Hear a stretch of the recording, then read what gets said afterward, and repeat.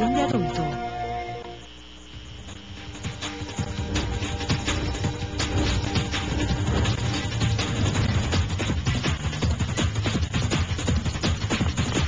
Bienvenidos y bienvenidas a Pulso Político, amigos televidentes. En este día martes les recordamos que estamos en vivo e indirecto, como siempre.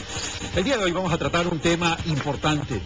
Si el precio del petróleo permanece por debajo de los $50 y el dólar permanece apreciado, ¿el Ecuador será viable? Esa es la pregunta que les voy a plantear a mis invitados el día de hoy. Caballeros, tienen 30 segundos para responder cada uno de ustedes esta pregunta y luego entraremos al desarrollo de este análisis y debate. Señor ministro. Buenas noches a los tertulios, a los amigos televidentes. Totalmente viable el Ecuador. La crisis es una crisis coyuntural, no es estructural. Aparte, obviamente, de tener un problema de déficit fiscal, lo fuerte de esto es una crisis externa que tenemos que resolver. Gracias, señor ministro. Alejandro Martínez. ¿Qué tal? Buenas noches. Efectivamente creo que coincido en parte con el ministro González, pero obviamente creo que es importante saber que tenemos que fortalecer el sector productivo ecuatoriano, el sector exportador ecuatoriano, y obviamente con la meta de depender menos de situaciones como la actual del petróleo. Gracias, Alejandro. Eduardo López. Es importante que la relación y la alianza pública-privada interactúe de manera mucho más articulada, de tal forma que no sean las coyunturas de precio, las coyunturas geopolíticas y tecnológicas y económicas que vive el mundo, sino que sea ya una visión y una política de Estado la que nos impulse en condiciones, ya sea adversas o ventajosas, a llevar adelante un proceso de crecimiento industrializador y productivo del país. Gracias, Eduardo López. Renato Carló. La crisis creo que nos va a brindar muchas oportunidades. Creo que la inteligente sustitución de importaciones que estará a cargo del Ministerio de Industrias va a ser, digamos, una excelente carta de presentación para todos los que hacemos industria nacional. El fortalecimiento de la industria local va a ser, digamos, el éxito, yo creo que a un mediano y largo plazo para, digamos, fortalecer la economía ecuatoriana. Gracias, Renato Carló. Y por cierto, a partir de la reunión que tuvo el presidente de la República con su equipo ministerial y el sector empresarial, se generó mucha expectativa en el país. Pero ¿será acaso que ahora, por primera vez, esta articulación pública y privada se hará una realidad y podremos alcanzar las metas deseadas? Fabricio Ceballos, buenas noches. Hola Carlos, amigos televidentes, buenas noches. El sector empresarial enfrenta varios retos. Asumir las oportunidades que implica un acuerdo comercial con la Unión Europea, la posibilidad de expandir el mercado de carnes y lácteos a partir de la erradicación de la fiebre aftosa, el ganar competitividad con la próxima exención de impuestos y reducción de trámites ofrecido por el gobierno nacional y una serie de condiciones más que ubicarán a este sector en la posibilidad franca de alcanzar un desarrollo sostenido. Sin embargo, factores de crisis económica internacional obligan a asumir medidas que restará oportunidades de un grupo del sector empresarial, pero que a la vez protegerá a otra buena parte. La idea es enfrentar las dificultades económicas garantizando la estabilidad del sector productivo interno. La caída del precio del barril de crudo y la apreciación del dólar son dos factores externos que obligan a las autoridades a proteger al sector productivo nacional. Desde este miércoles entrarán en vigencia salvaguardias a 2.800 productos que se importan. No estamos afectando a la mayoría de bienes que importa el país. De hecho, cerca del 68% de las importaciones del Ecuador no están consideradas dentro de esta medida. Las salvaguardias no son más que impuestos que se gravan a productos que se adquieren en el exterior. La idea es desincentivar su compra y estimular el consumo de productos hechos en el país. En este contexto de crisis internacional, lo que se pretende es evitar que los dólares que circulan en nuestra economía se envíen al extranjero. Desincentivar importaciones de las cuales tenemos producción nacional, por ejemplo frutas, por ejemplo temas agrícolas, que el Ecuador sí puede producir. Estas salvaguardias generales reemplazan a las cambiarias, impuestas desde enero ante la devaluación de monedas en Colombia y Perú. Con la medida hasta el momento, SENAE recaudó $24.270.000. Se espera que con las salvaguardias que se aplican desde mañana durante 15 meses, Ecuador reduzca las importaciones en $2.200 millones. Los empresarios productores nacionales ven con optimismo la medida. Creo que va a ser una oportunidad que durante este año, los 15 meses que dure la salvaguardia, nos permita dinamizar el sector. Sin embargo, la decisión genera preocupación en la dirigencia de grandes empresarios, quienes temen que la medida afecte al sector importador y consumidores. Las salvaguardias, las restricciones, no atraen las inversiones productivas. La principal preocupación, como le decía, radica en el hecho del impacto que esto va a tener sobre pequeños y medianos negocios. ¿Son estas medidas acertadas y suficientes para enfrentar la crisis internacional? Lo discutimos hoy en Pulso Político. No es la primera vez que se asumen medidas de protección técnicas como las salvaguardias. Otros gobiernos también lo han hecho como opción para proteger al sector productivo interno. Incluso esta herramienta es reconocida por la propia Organización Mundial de Comercio. Carlos. Muchas gracias, Fabricio. En efecto, así es, pero ya vamos a tener oportunidad para hablar de las salvaguardias. Hoy, en este primer bloque, quiero tratar sobre el tema de exportaciones, por cierto, que considero también es un tema tremendamente importante. Les recuerdo, amigos televidentes, como ustedes bien lo conocen, el Ecuador está dolarizado desde el año 2000. ¿Eso qué significa? Significa que tenemos que generar más ingresos de divisas que egresos de divisas. Y la única manera de poderlo generar es a través de nuestras ventas de nuestros productos y servicios, llamadas exportaciones, por cierto, a través de inversión extranjera y a través de endeudamiento. Esto último es lo menos deseable. No hay que estigmatizarlo siempre y cuando se cumplan los parámetros técnicos adecuados. Pero ya que tenemos que fomentar las exportaciones para generar nuevas divisas para el país, quiero preguntarle al señor ministro, y cada uno va a tener 1 minuto 20 para que puedan responder. Señor ministro, en análisis semanal, Walter Spurrier opina lo siguiente: en el gobierno conviven dos visiones de desarrollo, una que desconfía de los beneficios del comercio exterior y otra que cree que las exportaciones son una herramienta para el crecimiento económico. ¿Cómo poder lograr los resultados deseados y que nos ha compartido el presidente de la República en la reunión con el sector empresarial, si existen estas dos visiones de desarrollo al interior del gobierno? Su minuto 20, señor ministro. Gracias, Carlos. En el gobierno ecuatoriano existe una sola visión, que es exportar más, porque en una economía dolarizada tenemos que tratar de vender más y comprar menos, como tú lo dijiste hace un momento. De tal forma de que hay una sola visión y estamos encaminados a eso. Primero, en los primeros años, nosotros hicimos una distribución del ingreso, generando un mercado interno con una capacidad adquisitiva importante y a veces hasta sofisticada. Desafortunadamente, no hicimos el deber bien hecho. Es decir, los industriales no se dedicaron a producir, sino más bien a comprar. Y eso en una economía dolarizada es un problema muy serio, porque nosotros podemos comprar en la medida en que exportemos. Si no, no hay forma, tenemos que seguirnos endeudando, o la otra forma es que venga inversión extranjera, como la estamos tratando. De tal forma que una vez hecha toda esta reforma de la competitividad sistémica para apoyar al sector exportador, ahora lo que estamos haciendo es buscando mercados. Por eso es que se ha llegado a este acuerdo con la Unión Europea para tratar de buscar ese mercado tan importante de 27 países.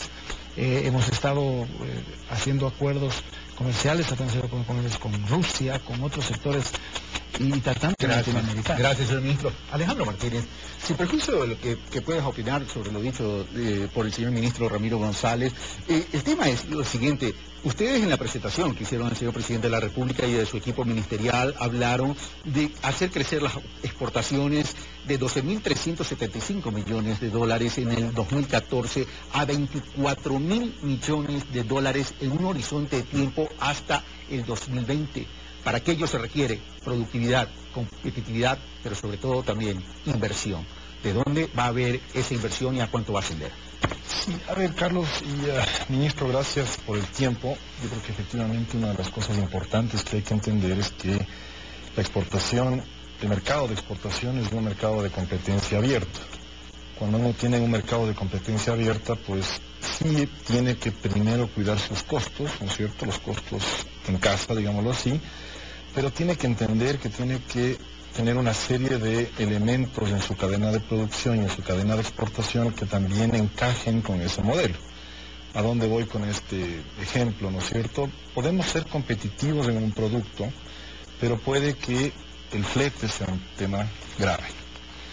Puede que el flete lo resolvamos, pero puede que el acceso al mercado sea complicado. Y no necesariamente tenga que ser aranceles, también puede ser temas fitosanitarios o otro tipo de elementos que estén presentes. Entonces, cuando habíamos analizado y habíamos expuesto esto al gobierno, lo hacíamos más de una perspectiva en que tenemos que enfocarnos en resolver todos estos problemas, todos estos temas, y que justamente fomenten la base, que es la inversión, y obviamente que tenga el espacio del mercado y las condiciones para competir abiertamente en ese mercado. Ya vamos a hablar sobre las barreras que hay que vencer, pero antes de ir donde Eduardo López, quisiera que la cámara enfoque este cuadro porque quiero mostrarlo. En el año 2007 las exportaciones eran 5.971, estamos hablando de exportaciones no tradicionales, por cierto.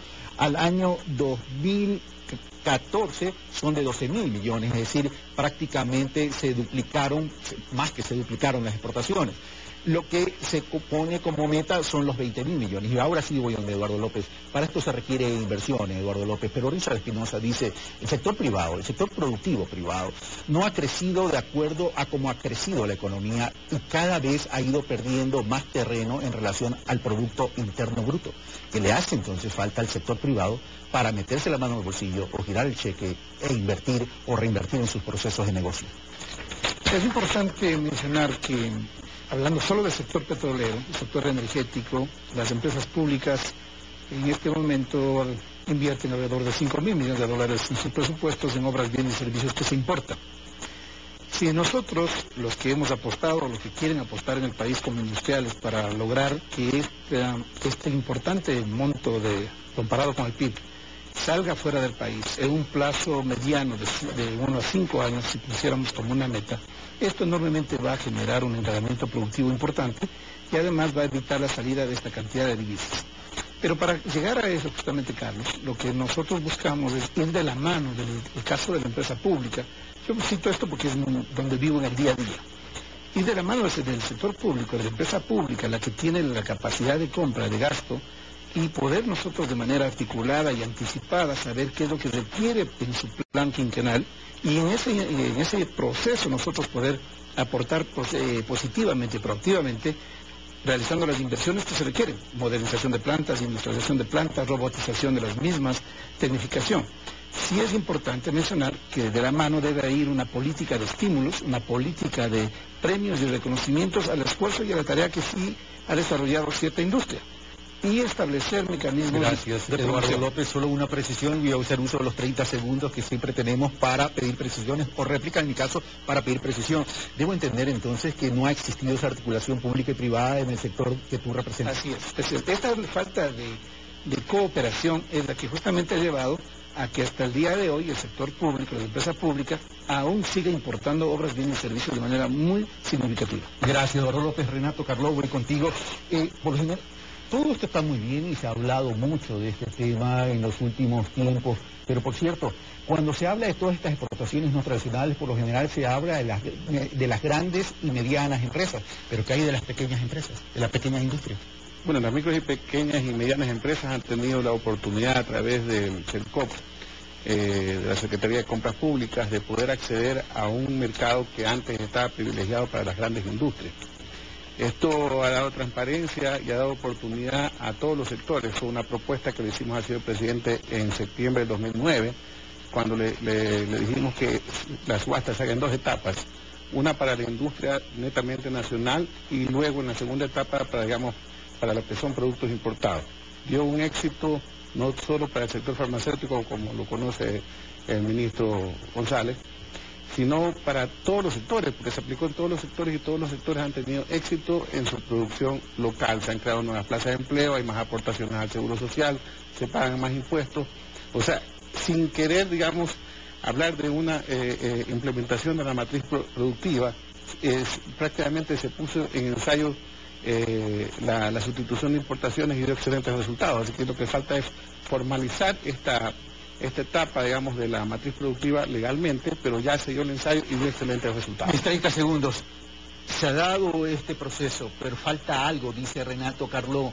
¿Es cuestión de decisión política o es cuestión de la cultura burocrática del país que no permite avanzar? Bueno, de la cultura burocrática, porque esto ha sido lo que ha entorpecido. Está el ministro aquí, lo puedo decir, el ministro ha tenido buenas intenciones, pero debajo, la estructura que está debajo hace que las cosas sean lentas, o sea, que no sean sino mañana, tarde o tal vez nunca, pero las intenciones están por la parte, digamos, de quien maneja el ministerio. En el Ministerio, digamos, de Salud, hoy hacen en la parte del sector farmacéutico una traba enorme con requisitos que ya se habían superado. Cuando se habla de simplificación, hoy se habla de complicación. Gracias, Renato Carlos. Y por cierto, para continuar con el programa, con este pulso político, y para que la ciudadanía, que no es economista, por cierto, y que no conoce de toda esta materia, pueda comprender de manera sencilla, en un lenguaje sencillo, hemos invitado al economista y catedrático Antonio Villarroel de la Universidad SET para que nos explique cuál sería el impacto de estas medidas adoptadas por el gobierno, de esta estrategia adoptada por el gobierno y de las salvaguardias. Economista Villarroel, muchas gracias por estar con nosotros. Bienvenido. Carlos, buenas noches con todos. En este punto me parece que es importante utilizar un modelo muy sencillo de la economía, que es el modelo de la balanza de pagos. Este modelo consta en un estado de equilibrio en un país en que las exportaciones, que es el punto o el rubro por el cual el país recibe dinero, y las importaciones, restadas la una de la otra, van a dar cero. En el caso de todas las economías, de todos los países, en el caso de todos los escenarios nacionales, es deseable que el rubro de las exportaciones, que puede ser también el rubro de la producción que se consume localmente, se potencie. Es decir, que cuente más, que nuestros productos, que los productos ecuatorianos se consuman más, sea en el exterior o sea aquí. Respecto a las salvaguardias, las medidas que entran en vigor el día de mañana, lo que intentan es desincentivar el consumo de bienes importados, con lo cual el dinero deja de salir. Ahora bien, aquí yo tendría, como economista, un par de observaciones. La primera tiene que ver con las así llamadas consecuencias políticas. Como todos sabemos, el Ecuador firmó un tratado de libre comercio que va a entrar en vigor pronto con la Unión Europea, y hay un acuerdo que se llama SG Plus, que reza que el país ya no puede someter a aranceles adicionales a los productos que vienen desde Europa. Por otro lado, puede repetirse el mismo problema político-diplomático en el escenario de la CAN. El Ecuador tiene una suerte de tratado de libre comercio con los países de la CAN, Colombia, Perú, por ejemplo, que son países que exportan hacia nuestro país una buena cantidad de productos que nosotros queremos proteger, es decir, productos primarios o semielaborados. Sin embargo, también hay que aclarar que esto también, por otro lado, representa una serie de oportunidades para el sector productivo ecuatoriano.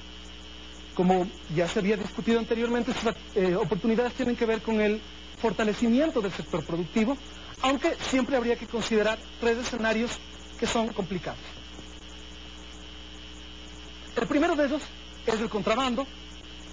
El país pierde solamente por el rubro de contrabando de tabaco y licor alrededor de $600 millones al año. Habría que ver cómo se hace el trabajo con las fronteras. El segundo punto que me parece importante señalar es el punto de la especulación. Si es que parte del sector productivo ecuatoriano viene a cubrir lo que va en retirada de los bienes importados, va a haber una demanda de los bienes ecuatorianos. ¿Cómo sabemos? Por una sencilla ley económica. Esta demanda acrecentada puede dar pie a que suban los precios de los sectores de los bienes producidos en Ecuador. Esto es un trabajo de la Intendencia, evitar la inflación, así de sencillo.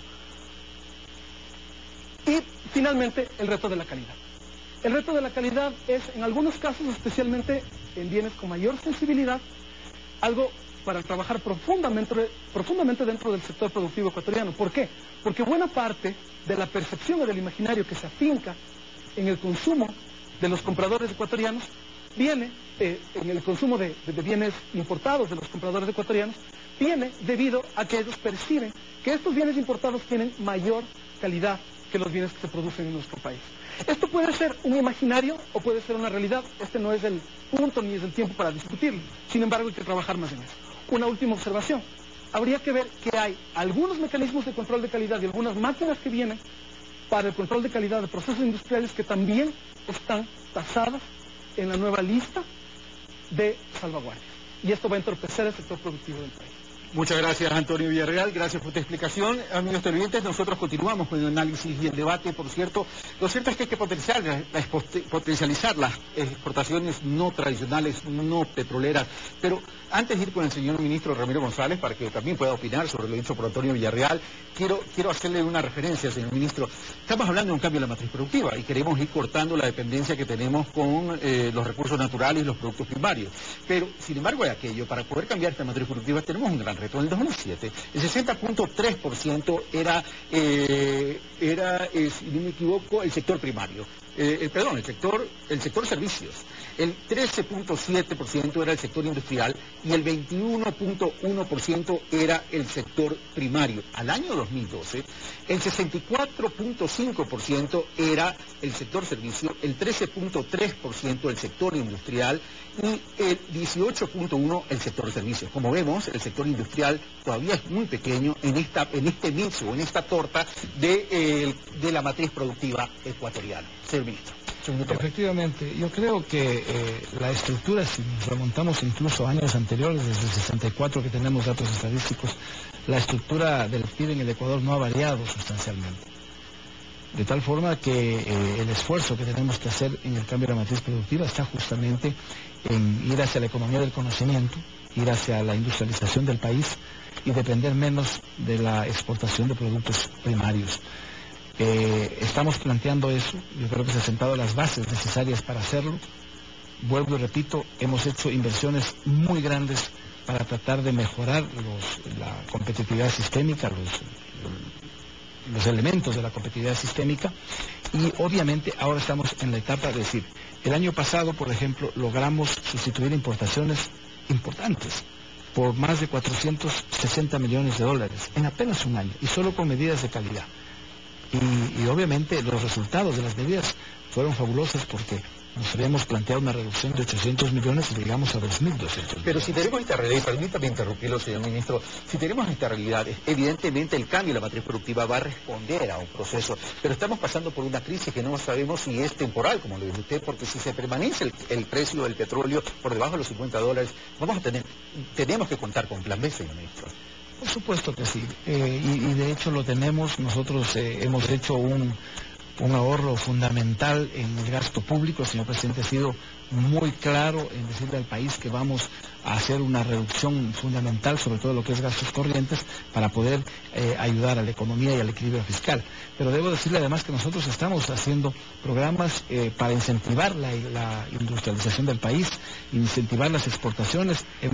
Estamos implementando el drawback, que es una devolución de impuestos a los exportadores, que van desde el 2 hasta el 5% dependiendo del sector, siendo el 5 los no tradicionales, justamente para promocionar. Ya los empresarios hicieron sus inversiones para mejorar la calidad, para sustituir importaciones, para comprarse entre firmas. Ahora tienen que dar el salto siguiente para exportar esos productos que lo han hecho con muy buen criterio y con muy buena calidad. Gracias, señor ministro. Señores empresarios, ustedes van a tener la oportunidad no solo de dar opinión, sino también de hacerle preguntas al señor ministro en relación a cuáles son las principales barreras que tienen que vencer para cada uno de sus sectores o en su conjunto. Comienzo con Alejandro Martínez, minuto 20. Minuto 20, bueno. Para opinar y hacer preguntas. Ok, voy a intentarlo. A ver, dos cosas yo en observación. La una, yo creo que el Estado ecuatoriano en general sí ha cometido un error, porque ha querido regular justamente la calidad de los productos. Yo creo que si uno va a cualquier mercado, y eso lo digo porque en el caso de exportaciones es así, el mejor regulador, el mejor rector del precio y la calidad de un producto es el consumidor. De eso no hay duda, ¿sí? Y a veces nos olvidamos un poco de eso y entramos a una regulación excesiva, digamos, de la parte pública, que yo creo que en general no te permite justamente desarrollar un producto tal vez que el consumidor está buscando, con la calidad y el precio que quiere pagar y está dispuesto a pagar. Eso, a la larga, yo creo, le ha convertido al Ecuador en un país costoso, caro en producción, y que no necesariamente genera la calidad para poder exportar. Ahora bien, una de las cosas que yo creo que hay que rescatar es que si es que se va a implementar las salvaguardias, puede verse como una oportunidad o puede verse como un peligro. justamente para la pequeña y mediana empresa. ¿Por qué?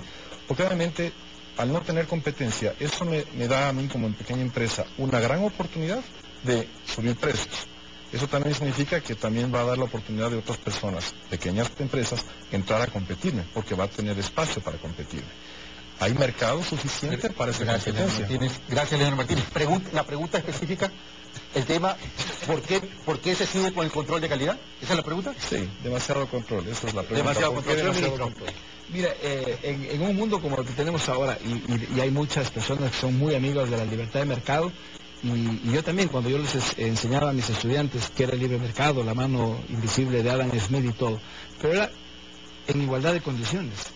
Pero si tú tienes un barco que se estaciona en aguas internacionales con 600 trabajadores que trabajan 14 horas diarias, que ganan $80 mensuales, que no pagan impuestos, que no tienen...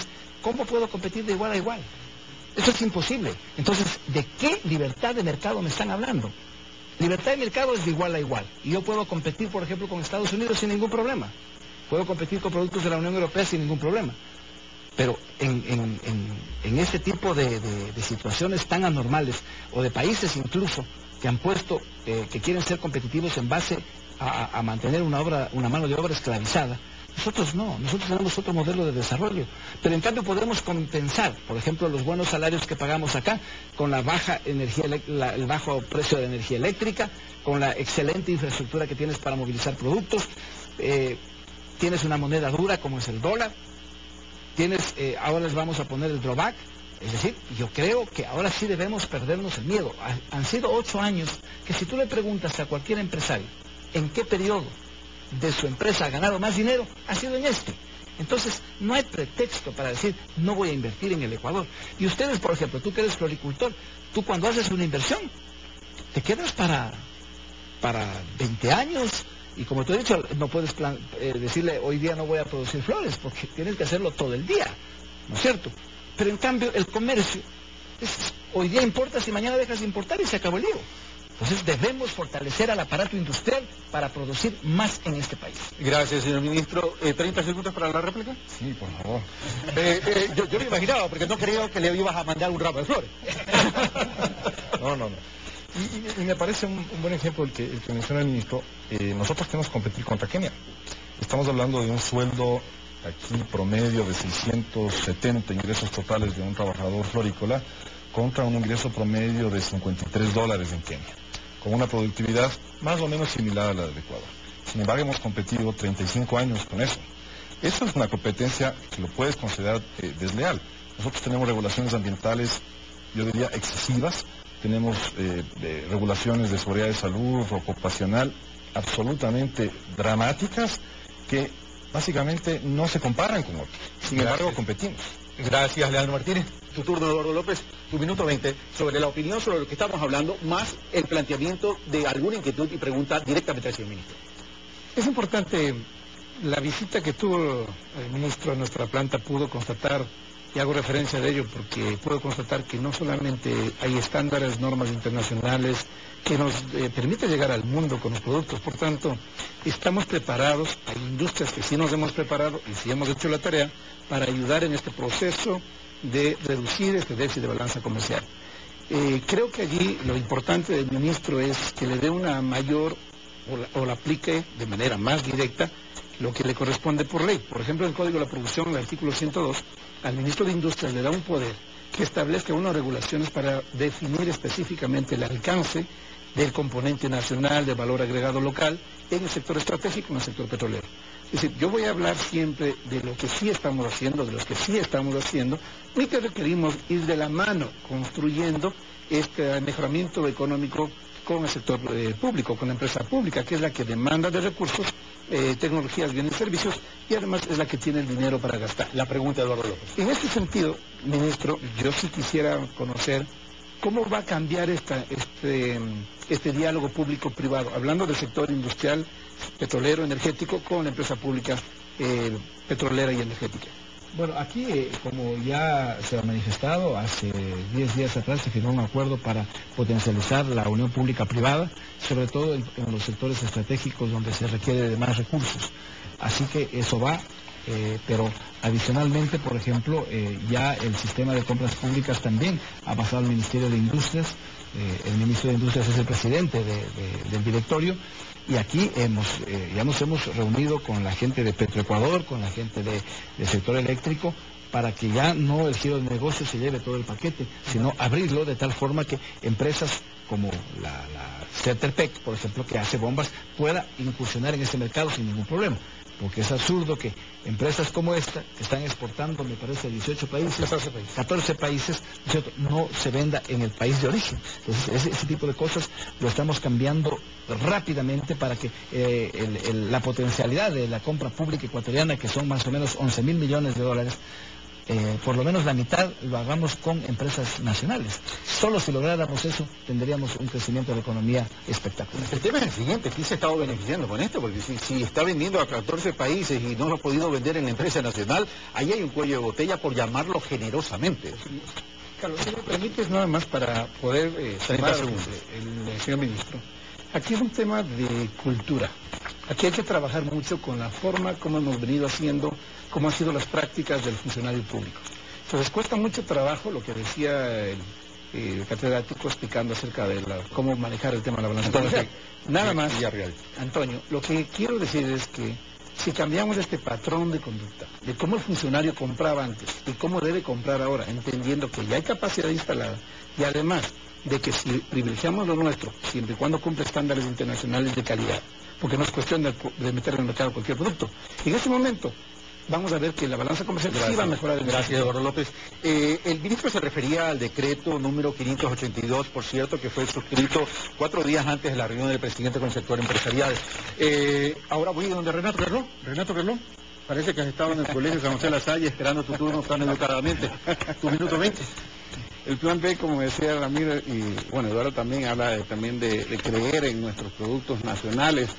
Se dio, la carta de presentación se ha dado, o sea, la oportunidad está ahí, la sustitución está, la competencia lo autorregula, es verdad, puede ser que en el momento de las salvaguardas haya tal vez una exageración en ciertos precios, pero la oferta y demanda autorregulará el mercado y irá, digamos, con una tendencia a la baja de los productos que se encuentren, digamos, a la venta. O sea, no creo que vaya a haber una especulación exagerada, porque también la economía que estamos viviendo ahora, que creo que no es solamente una crisis local, sino una crisis internacional, va a hacer que, digamos, el mercado se vaya educando. Y efectivamente, como decía Eduardo, o sea, las cosas tienen que irse, digamos, promocionando de tal forma que aprendan a querer lo que hacemos nosotros, lo que hacemos la industria nacional. O sea, hay que comenzar una campaña que, bueno, eso es un reto para Ramiro, como ministro, de empezar esa campaña para aprender a querer lo que se hace en el Ecuador. La pregunta, Renato. Bien, o sea, yo creo que iría solamente a un solo rubro, que es el famoso reglamento de precios que ya se dio y que efectivamente ha demorado desde el año 2009. El sector farmacéutico. Sí, me imagino, porque dijo medicamentos. Sé que... concreta la pregunta, por favor. Sí, o sea, creo que ya las medianas se dieron y efectivamente voy a analizar, Ramiro, que ha dado excelentes resultados. Gracias, Renato. Bueno, básicamente ese es uno de los sectores, por ejemplo, que ha dado un excelente resultado, dándole la oportunidad.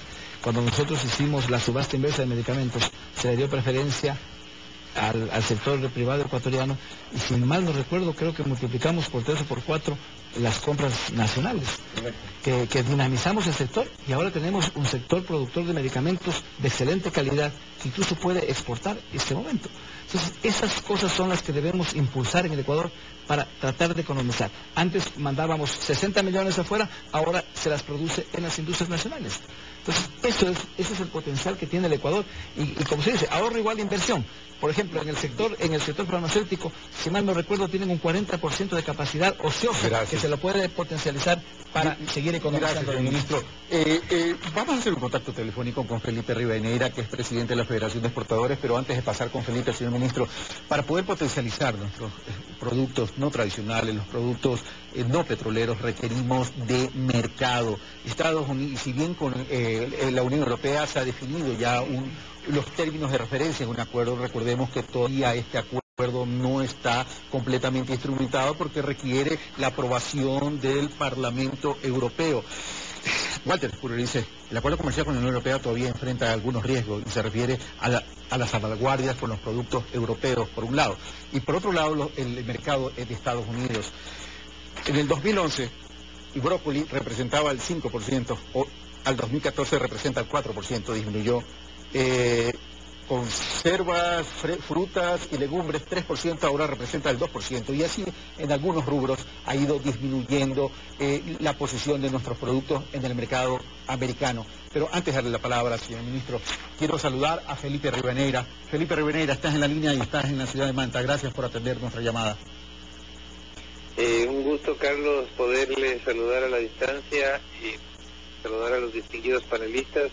Y espero poder ser útil en las preguntas que ustedes me quieran hacer. Felipe, te planteo una pregunta tremendamente concreta y el tema es, ¿se puede lograr estos objetivos y estas metas que el propio sector empresarial se ha autoimpuesto en una articulación con el sector público y con el gobierno nacional, con los mercados existentes, con lo que tenemos ahorita con la Unión Europea y en las condiciones actuales con el mercado de Estados Unidos?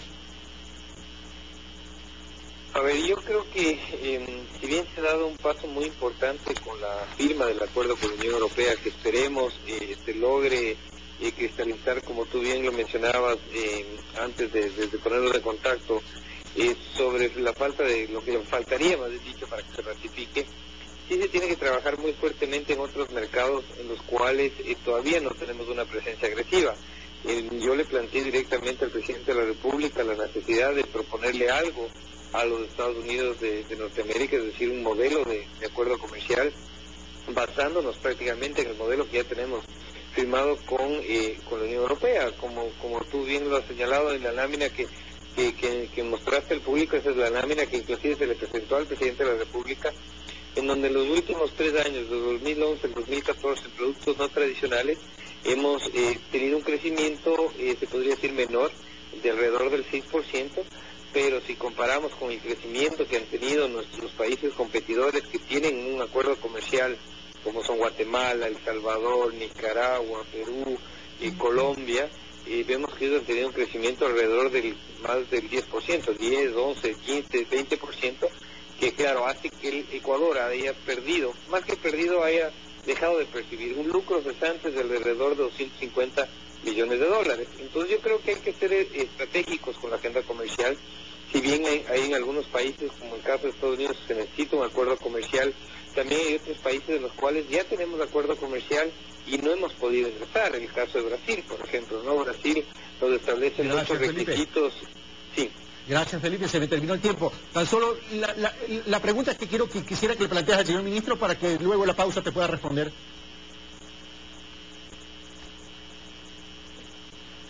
Perdón, no te escuché bien, discúlpame. Te planteo de nuevo la pregunta. Quisiera que le plantees la pregunta al señor ministro para que él pueda responder luego en la pausa. Bueno, o sea, la pregunta sería cuál es la estrategia que plantea el gobierno justamente para aperturar estas trabas que tenemos en el acceso a los mercados, ¿no? Ok, muchas gracias, Felipe Rivadeneira, y gracias por haberte tomado la molestia de atendernos. Sé que estás ocupado en un directorio en la ciudad de Manta. Nosotros hacemos una pausa y al regreso la respuesta la tendrá el señor ministro de Industria, Ramiro González.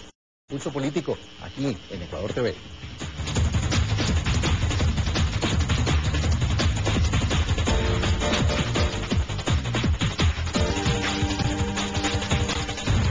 Bueno, estamos de vuelta, amigos televidentes, esto es Pulso Político, estamos en un encuentro del señor ministro de Industria frente al sector empresarial a propósito de la reunión del presidente de la República con el sector empresarial y el sector productivo nacional.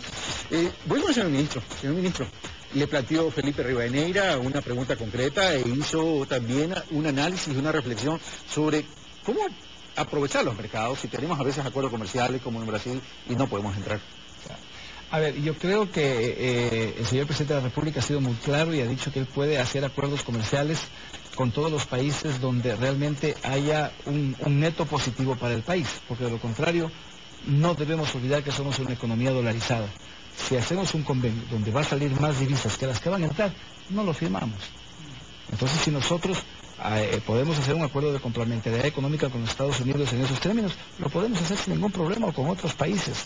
Lo importante es que saquemos un beneficio, que no salgamos perjudicados, como desafortunadamente hay otras economías de América Latina que así lo han hecho. Entonces, el neto para el Ecuador es tremendamente fundamental, porque somos una economía dolarizada. Nosotros no podemos ni devaluar ni revaluar y peor emitir dinero. De tal forma que los acuerdos deben ir en esa línea.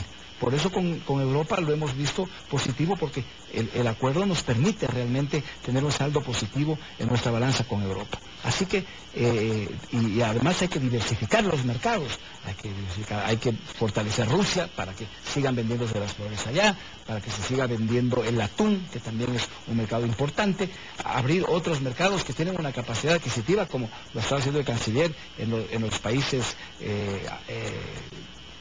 de los africanos, que tienen recursos en este momento muy fuertes para hacerlo, y que tenemos que buscar esos mercados. Vamos a seguir discutiendo el tema. Voy con Fabricio Ceballos. Fabricio Ceballos, el tema de la salvaguardia generó mucha polémica al interior, sobre todo del comercio. ¿Qué nos tienes al respecto? Así es, Carlos. Revisemos brevemente qué productos están exceptuados de las medidas de salvaguardias que entran en vigencia desde el día de mañana miércoles. Rápidamente, revisemos la siguiente ficha. Las materias primas y bienes de capital. Es uno de los productos exceptuados. Los artículos de higiene personal y uso en el hogar. Las medicinas y equipos médicos. También los repuestos de vehículos. Y los combustibles y lubricantes. Adicionalmente, las importaciones por correo rápido o courier y menaje de casa. Son los rubros exceptuados en la imposición de las salvaguardias que entran en vigencia este día miércoles. Además, hay que recordar los cobros de sobretasa arancelaria del 5% para bienes de capital y materias primas no esenciales. Del 15% de sobretasa a los bienes de sensibilidad media. De 45% de cobro de sobretasa a los bienes de consumo final, televisores y motos. Y de 25% a neumáticos, cerámica, CKD de televisores y CKD motos.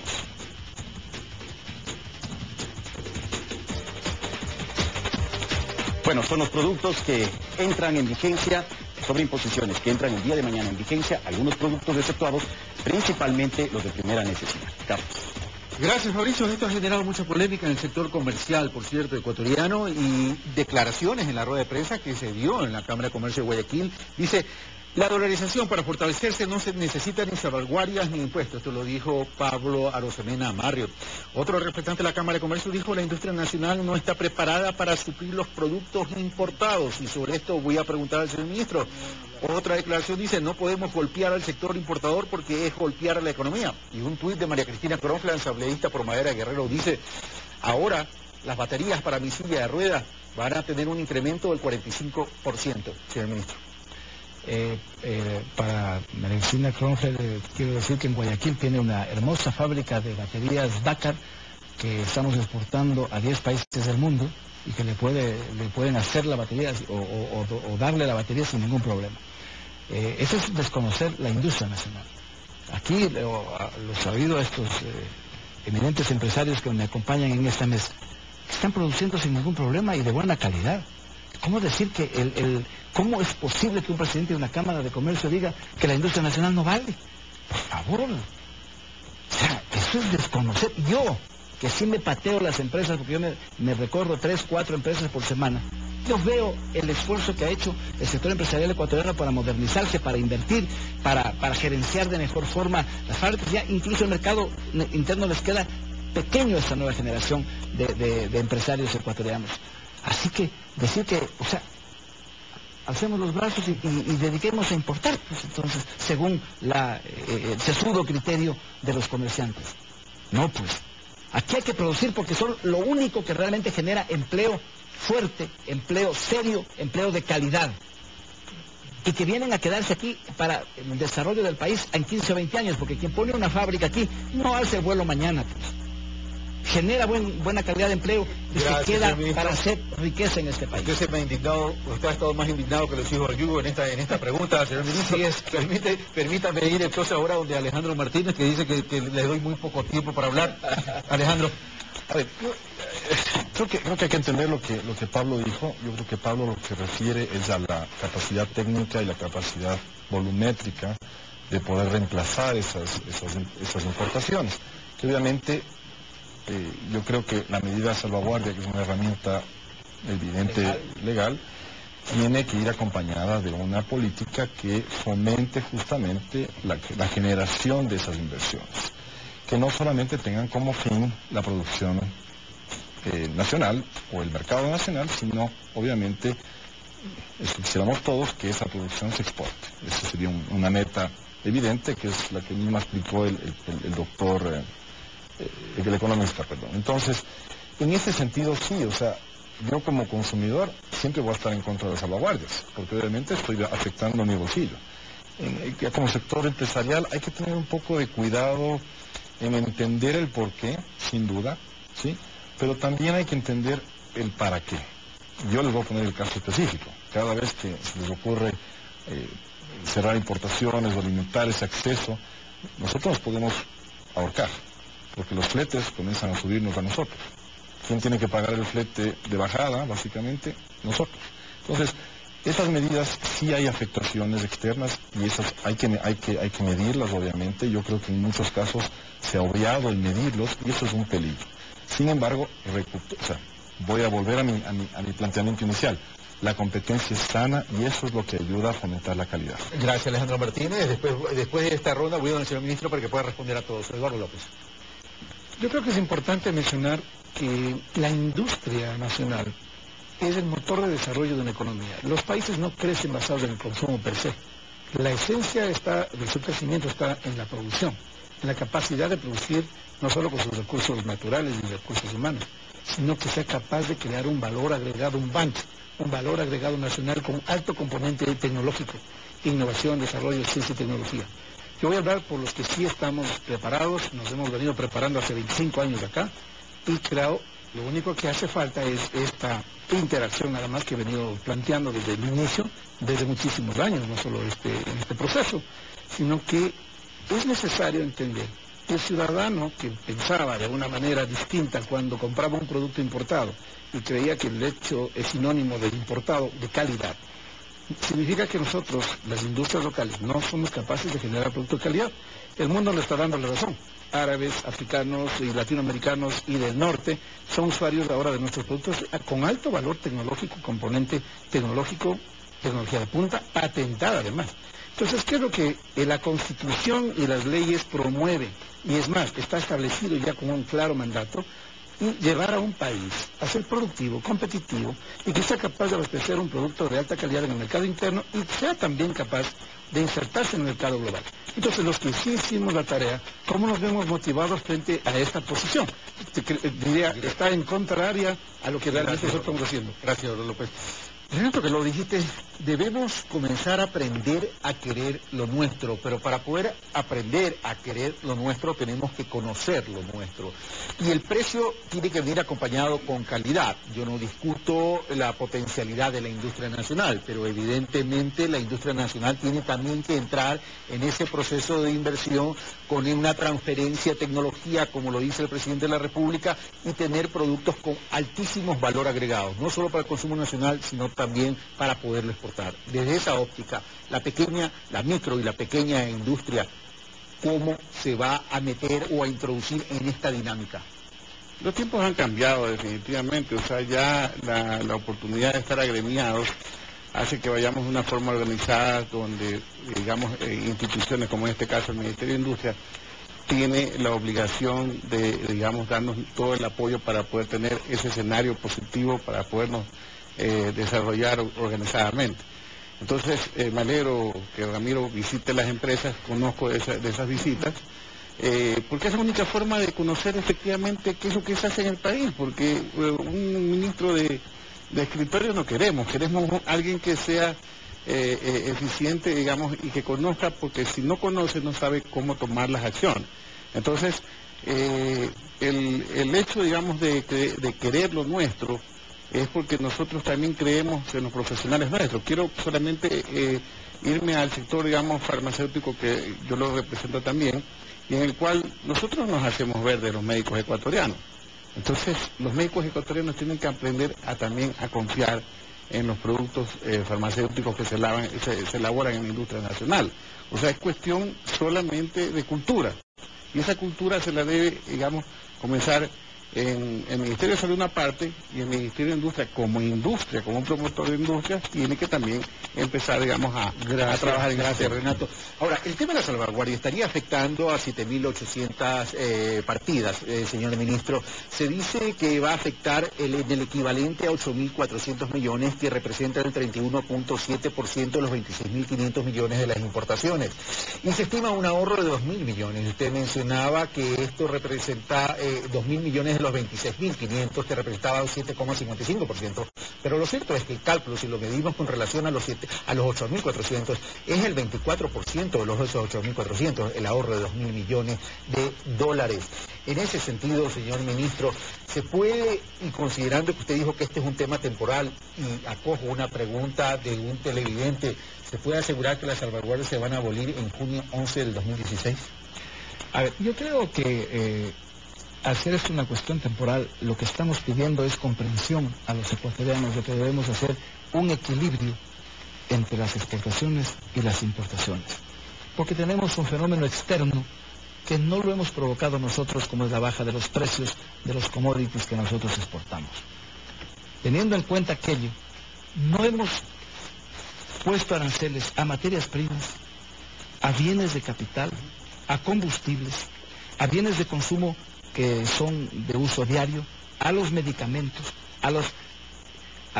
lo que hemos puesto es a los bienes suntuarios, ¿no es cierto?, a los que tenemos producción nacional.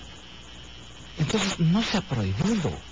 Yo no sé esa reacción de la Cámara de Comercio tan rotunda, cuando no les hemos prohibido la importación. Lo que les hemos dicho, importemos menos, porque somos una economía dolarizada y nos están ingresando menos divisas. Eso es todo lo que les hemos dicho. Y lo que aspiramos es 2.000 millones de los 26.000, porque el resto no lo estamos topando. El año pasado hicimos un ahorro mayor con las normas de calidad, 2.400 millones. ¿Y qué pasó? ¿Se desabasteció el mercado? No. ¿Subieron los precios? No. Y yo sí quiero hacer un llamado, Carlos, a la sensatez, porque si entramos en una espiral inflacionaria, este año, ¿qué pasó? El sector empleador, con toda razón, dijo, como está el sector externo, no podemos hacer incrementos salariales fuertes. Hicimos de la inflación. ¿Qué tal si la inflación este año la hacemos por especulación del 10%? Gracias, señor ministro. Señores, vamos a ir a las conclusiones. Comienzo con cada uno de ustedes. Alejandro Martínez. A ver, una conclusión bien sencilla. Se ha hablado mucho de pequeña y mediana empresa, se ha hablado mucho de competencia. El sector flores lleva 30 años compitiendo. 63% son empresas pequeñas, son empresas que no facturan más de $1,5 millones al año, compiten abiertamente en el mercado externo y ha tenido las condiciones durante 30 años favorables de mercado para poder competir abiertamente. La competencia nos ha tecnificado, nos ha forzado a ser exigentes en la calidad y ser exigentes con nosotros mismos dentro del mercado. Sí creo que es importante generar medidas temporales que ayuden o fortalezcan algo, pero tienen que ir acompañadas justamente de políticas que fomenten eso.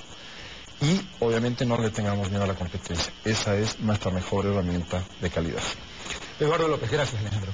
Como estas medidas son coyunturales y temporales, como menciona el ministro y además el presidente en la reunión, así lo había planteado con los empresarios, creo que es tiempo, pese a que es corto, pero es tiempo para que de la mano de los grandes proyectos del Plan Nacional de Desarrollo, de las obras importantes que tiene que desarrollar el sector energético, podamos ya trabajar muy articuladamente para poder, en ese corto plazo, estar preparados o preparar o que se preparen las industrias que requieren, que son complementarias, que articulan nuestras industrias de encadenamientos productivos, de tal manera que no nos coja de sorpresa después del año de que efectivamente en el país no se preparó. Es momento para que los industriales y los empresarios nos preparemos. Gracias, Eduardo López. Renato Queló, tus conclusiones. Tocamos el tema farmacéutico.